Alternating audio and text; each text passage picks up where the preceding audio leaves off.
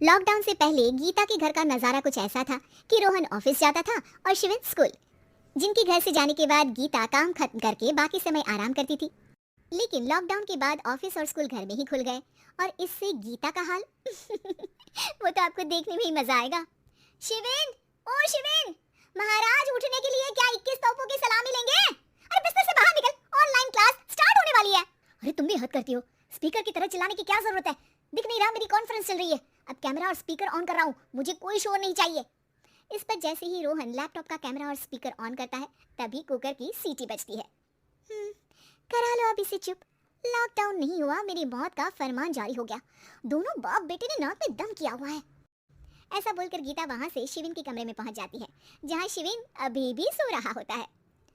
ओ आलसी, अब अगर 5 मिनट में नहीं उठाना तो आज तेरा गेम और यूट्यूब कैंसिल। माँ की बात सुनकर शिविन बिना 1 मिनट गंवाए उठ खड़ा होता है। उठ गया, अभी नागर भी आता हूँ। ये नाटक कहीं और, मुंह पर गीला कपड़ा मार और पढ़ने बैठ। शिविन की ऑनलाइन क्लास स्टार्ट हो जाती है, जिस पर गीता उसे वहां बिठाकर रसोई में चली जाती है। थोड़ी देर में उसे कमरे से कुछ आवाज सुनाई देती है, जिसे सुनकर वो कमरे में वापस आती है। हाय राम, तुझे क्लास अटेंड करने के लिए बोला था, कैमरा ऑफ करके बिस्तर पर नाचने के लिए नहीं बोला था। मम्मी मुझे कुछ समझ नहीं आ रहा, आप बाद में पढ़ा देना ना, वैसे भी अटेंडेंस तो लगी गई है। हाँ बेटा जरूर, बन जा तो अभी से हम सबका बाप बन जा। अरे नहीं मतलब कहाँ से लाते हो इतना दिमाग, और पढ़ाई करते हुए ये चला कहाँ जाता है? नाइस क्वेश्चन, दिमाग से पूछकर बता दूंगा। शिविन की बातों से परेशान होकर गीता उसे मारने के लिए जैसे ही आगे बढ़ती है तभी वो कमरे से बाहर भाग जाता है। अब शिविन आगे आगे और गीता हाथ में चप्पल पकड़े उसके पीछे पीछे। पूरे घर में दोनों घूम रहे होते हैं। इसी बीच वो रोहन के पास पहुंच जाता है और शिविन को मारने वाली चप्पल रोहन के लैपटॉप पर जाकर गिरती है। ओए माँ! मम्मी, अब पापा को चप्पल मार रही हो? वो आज तक के रिपोर्टर, चुपचाप जाकर क्लास अटेंड कर ले, नहीं तो अगली तेरे पीछे लगेगी। इस पर शिविन वहां से चला जाता है, जिसके बाद रोहन गीता से कहता है, इस सर्कस के लिए कुछ बोलना चाहोगी? अरे क्या करूं, जब से तुम दोनों घर में रहने लगे हो घर अपने आप ही सर्कस बन गया है और मैं तुम्हारी नौकर। कभी बेटी को संभालो तो कभी बाप के नखरे उठाओ। इन्हीं सब उथल पुथल में दिन बीतते रहते हैं, जिसमें हर रोज घर के अंदर कुछ नया सियप्पा खड़ा मिलता है, जो ज्यादातर शिविन और रोहन की ऑनलाइन स्कूल और ऑफिस से रिलेटेड ही होता है। एक सुबह, शिविन चल उठ, आज की क्लास जल्दी है। कैमरा ऑफ करके आप अटेंड कर लो। अरे ऐसे छित्तर पड़ेंगे दादी नानी सब एक साथ याद आ जाएंगी। गीता की लाख मशक्कतों के बाद क्लास तो खत्म हो जाती है, लेकिन उसके बाद शिविन फोन इस्तेमाल करते हुए इंस्टाग्राम रील बनाने लगता है। रसोड़े में कौन था? तुम थी, मैं थी, कौन था? कौन था? हाँ, मैं गरीब हूँ। अरे ओ गरीब के बेटे, आजा, मैं बनाती हूँ तुझे गरीब। मैं बताती हूँ रसोड़ी में कौन था।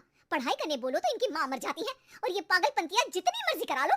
गीता शिविन को डांट रही होती है, तभी रोहन बीच में बोल पड़ता है, अरे बच्चा ही तो है, इतना गुस्सा क्यों कर रही हो? बेटे का साथ देने की इसी एक कोशिश में अब शिविन के साथ साथ रोहन भी गीता के गुस्से की सूली पर चढ़ जाता है। अगर बेटे पर इतना ही प्यार आ रहा है तो इसे क्लास अटेंड क्यों नहीं कराते, इसका होमवर्क क्यों नहीं कराते? उस समय तो बहुत जल्दी मीटिंग आ जाती है, वो काम मैं करूं और यहाँ इस बेफिजूली की चीज में तरफदारी करके बन जाओ महान। हे भगवान, कोई तो इनके ऑफिस और स्कूल खुलवाओ, मैं इन्हें और घर में नहीं सह सकती। अरे कुछ और मांग लेती, क्योंकि तुम्हारी ये विश इस साल तो पूरी होने से रही, कोरोना। हाय नास बेटे ने जिंदगी ही बर्बाद कर दी। खाए कोई पचाए कोई, कल मुझे चुन चुन कर सबको मेरी बद्दुआ लगेगी। उन्होंने दुनिया का और इन बाप बेटे दोनों ने मेरा जीना मुश्किल कर दिया। गीता वहां से चली जाती है, जिसके बाद रोहन शिविन से कहता है, अरे तुम्हारी मम्मी इतनी भड़की हुई क्यों है?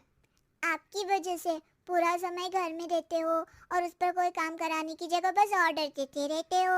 अच्छा बेटे, सारा इल्जाम मुझ पर, पूरा दिन तो वो तुम पर ही चिल्लाती है। हाँ, मतलब दोनों का 50-50 है, कुछ करना पड़ेगा। वो कहते ना, make the best out of worst. I have an idea. वैसे तुम्हारी माँ सही कहती है, बहुत जुबान चलाने लगे हो, कम बोला करो। अगली सुबह रोहन और शिविन अपनी गलती को सुधारने के लिए गीता के उठने से पहले घर का आधा काम खत्म कर देते हैं, जिसे देखकर गीता खुश हो जाती है और फिर बाकी बचा काम वो तीनों मिलकर पूरा कर लेते हैं। जिसके बाद अब वो सब मिल बांट कर हर काम में एक दूसरे की मदद करते हुए लॉकडाउन का